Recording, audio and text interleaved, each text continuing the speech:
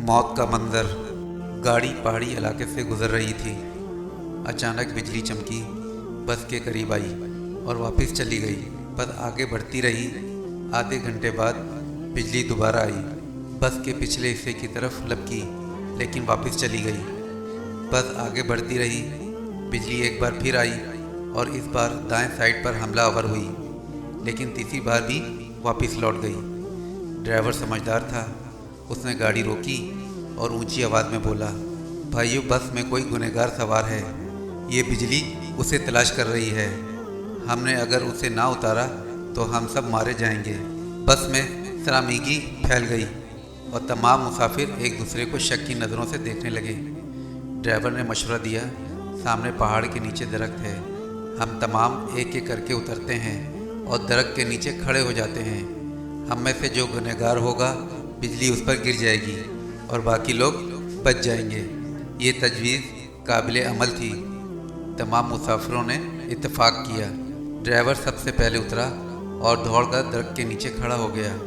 बिजली आसमान पर चमकती रही, लेकिन वो ड्राइवर की तरफ नहीं आई। वो बस में वापस चला गया। दूसरा मुसाफिर उतरा और दरख्त के नीचे खड़ा हो गया। बिजली ने उसकी तरफ भी तवज्जो नहीं दी। तीसरा मुसाफिर भी साफ बच गया। यूं मुसाफिर आते रहे, दरख्त के नीचे खड़े होते रहे और वापस जाते रहे, यहाँ तक कि सिर्फ एक मुसाफिर बच गया। ये गंदा मजहूल सा मुसाफिर था। कंडक्टर ने इसे तरस खाकर बस में सवार कर लिया था। मुसाफिरों ने उसे बुरा भला कहना शुरू कर दिया। लोगों का कहना था, हम तुम्हारी वजह से मौत के मुंह पर बैठे हैं, तुम फ़ौरन बस से उतर जाओ। वो इससे इन गुनाहों की तफसील भी पूछ रहे थे, जिनकी वजह से एक अज़ियतनाक मौत उसकी मुंतज़र थी। वो मुसाफिर उतरने के लिए तैयार नहीं था, लेकिन लोग उसे हर कीमत पर बस से उतारना चाहते थे। मुसाफिरों ने पहले उसे बुरा भला कहकर उतरने का हुक्म दिया, फिर उसे प्यार से समझाया और आखिर में उसे घसीट कर उतारने लगे। वो कभी किसी सीट की पुश पकड़ लेता था, कभी किसी राड के साथ लिपट जाता था और कभी दरवाजे को झप्पा मार लेता था, लेकिन लोग बाज ना आए।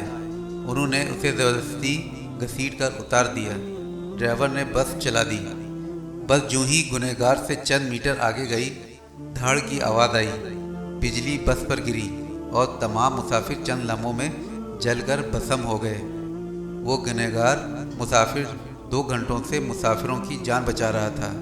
इस पूरी कहानी का मकसद ये है कि अक्सर ऐसा होता है कि हम किसी को किसी चीज़ का कसूरवार गर्दान रहे होते हैं, जबकि हो सकता है इस सबब के कसूरवार हम खुद हों, और दूसरी तरफ हम किसी और की वजह से परेशानी और मुसीबतों से बचते आ रहे होते हैं, जिसका हमें इल्म नहीं होता। जज़ाकल्लाह। अल्लाह ताला हम सबको बारगाह रहमत में जगह दे और दोज़ख के अज़ाब से पनाह दे। आमीन या रब्बुल आलमीन।